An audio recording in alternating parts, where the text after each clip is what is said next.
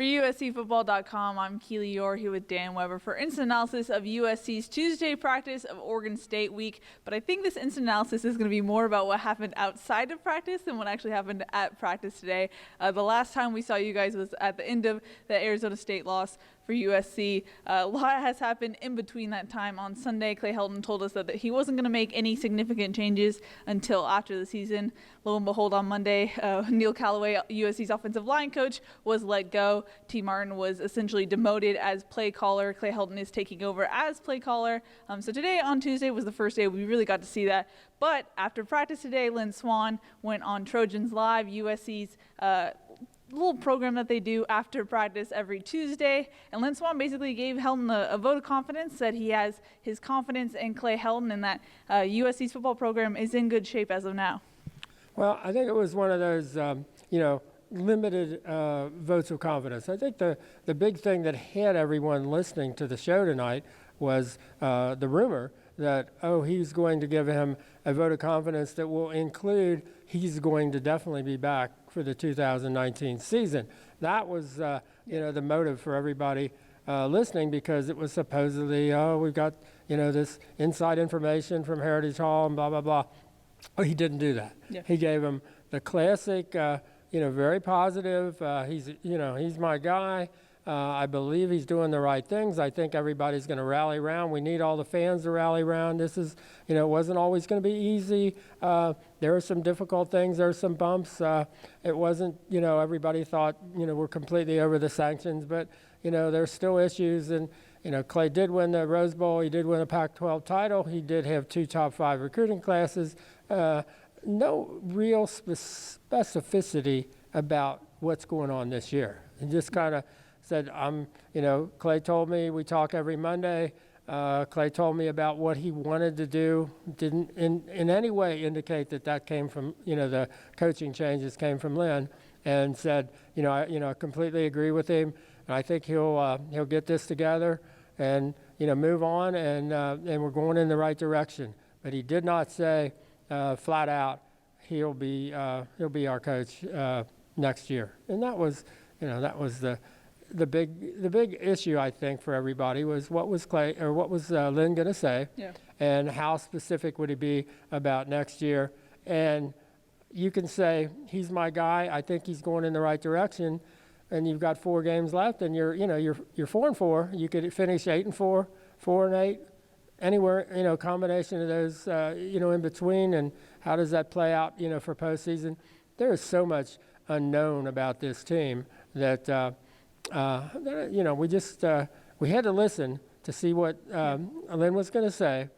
But other than that, I thought we got some pretty good insights from the different coaches, if you want to go into whichever ones you want to talk about. Yeah, before we get into that, that's why we actually are late on instant analysis. We wanted to wait to see what Lynn Swanns said. What do you make of Lynn Swanns giving a partial vote of confidence to Clay at this point, especially when there was a lot of talk about how on Monday Clay Helton meets with Lynn Swanns, and then suddenly there's coaching change-ups after he told us there wouldn't be.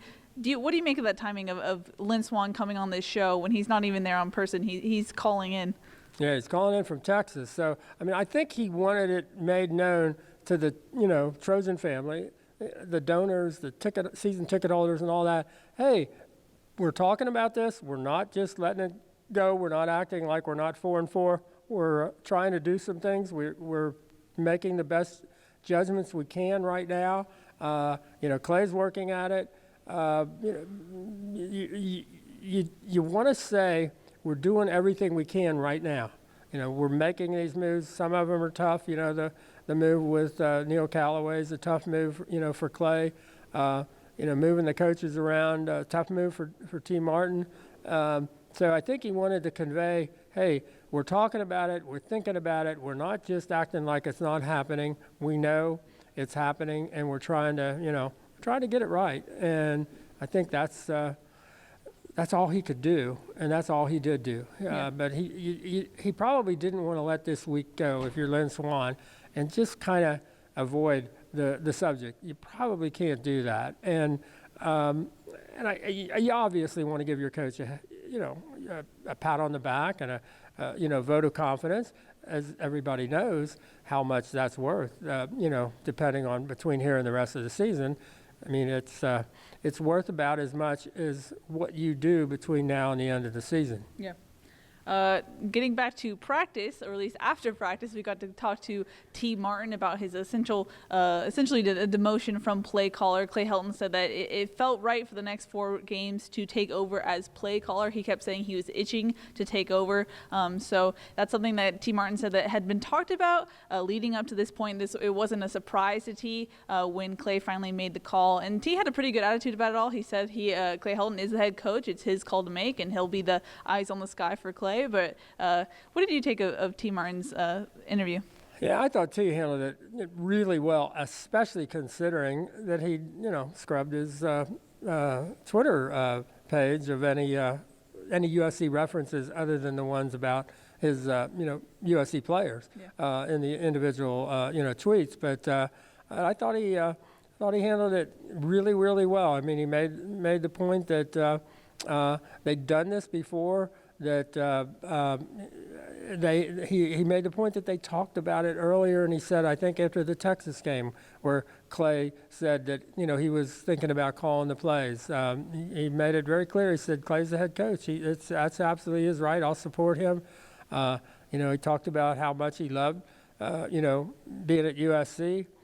I think he talked about he would be doing kind of what Clay did. When Clay was kind of the offensive assistant to both Steve Sarkisian and Lane Kiffin, where Clay was the eye in the sky, and the suggester and the guy in the room when they're putting the game plan together and all that. And T said, I go to that's what I'm going to do, and do the best I can, and we'll see how long this lasts. You would not think that there's any kind of a really long future for T here. You would think that he will go find somewhere else to do his job. But, I think he's getting paid really well here. He does like it here. How this plays out, Clay said he just wanted to do it for these 4 games. Clay wasn't also talking about anything past the rest of this year. But I think they were clearly on different pages. And they talked about, I think T said, different personalities, different coaches. You could have the same game plan, the same system, all of that, but 2 different people are going to call it differently. And he made it clear, that Clay would probably call it differently from the way T has. Yeah, and they'll also be returning to how when Clay Helton took over as interim head coach, the same role that T. Martin had in 2015. So they've actually done it before, so it'll just be a return to that. And as far as T. Martin and his future at USC, when asked, will you be around next year, all he said was, I love USC. So it was a very politician answer, but the writing is pretty much on the wall right there. Yeah, you would think so. But he's not, making that up when he said, he loves USC. He's been a great asset this year, just for all kinds of reasons. This didn't work out. I asked Tim Drevno, who, one of his titles, many titles, is run game coordinator. And basically, Clay is taking over the play calling, and Coach Callaway is not here because of the failure of the run game. Yeah. But the run game coordinator gets another title. And, how does that work? I said, what did you think, Tim? What's been the problem with the run game? He said, well, how many yards did we get Saturday? And I said, I think it was 146, something like that. He said, that's a pretty good start. He said, I'm just going to talk about the future. He wasn't going to talk about the past. So he wasn't going to. I thought they handled themselves well in terms of kind of a positive, upbeat, and not get into, talking about who's not here or why they're not here or what went wrong. I asked Toa Lobanon, about the change, and he said, I'm already missing, Coach Callaway. He said, I am. It was different. He said, and that Coach Drevno coaches them differently. And they did some different things today, at least one. And but it was good. It was a nice touch that Toa said, I'm already, missing Coach Callaway. Yeah. It seemed like Tim Drevno seemed more at home with the offensive linemen. He was definitely hands-on, really working on their hand placement, their footwork, less sleds than Callaway used. I think Callaway used a lot of sleds. But that's another, like you said, another title to Tim Drevno's long titles that he has. He's now both responsible for the running backs and the offensive line group. How do you see that playing out? Well, it was interesting. He said, bringing them together, literally and figuratively, because they're practicing together. I mean, because he's coaching both of them, so they were, together when they practiced, and he's getting some help, from a couple of grad assistants and from Clay. But that'll be interesting. Does that help? In terms of understanding, the running backs understanding, how the offensive linemen are going to do it, the offensive linemen understanding what they need, in terms of the running backs, and it might almost work because it has to. I mean, they've got no other choice. I mean, they're together now. I mean, it's just, but Drevno made that, kind of like a positive thing. Yeah. We brought them all together. We're all working together. And you don't see that much where you're coaching up the offensive linemen and the running backs in a group together. Yeah. I mean, Drevno is a very upbeat guy, and he wants to have fun, and he wants to get the job done. It will be very interesting to see how this plays out. Yeah.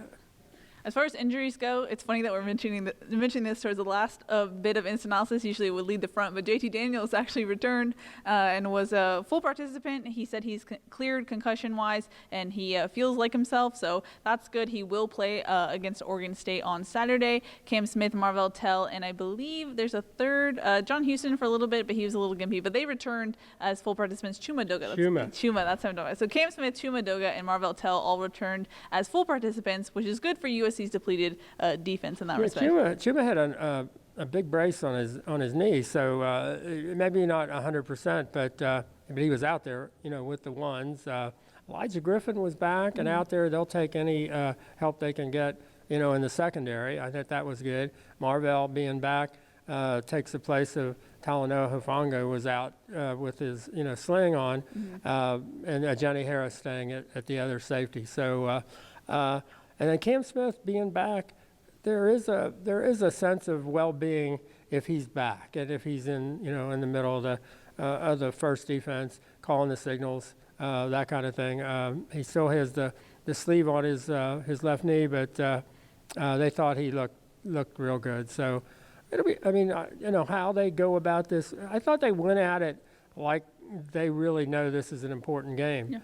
Yeah. It's just they've got to get, things like the special teams. I mean, they practice, kickoffs and punt coverage and all of that, and it hits you. We were talking on the sidelines about when they gave up a 92-yard punt, and the idea, and there are some questions about what do you do on punt protection, because if you put 300-pound or close to it, mostly offensive linemen as your protectors.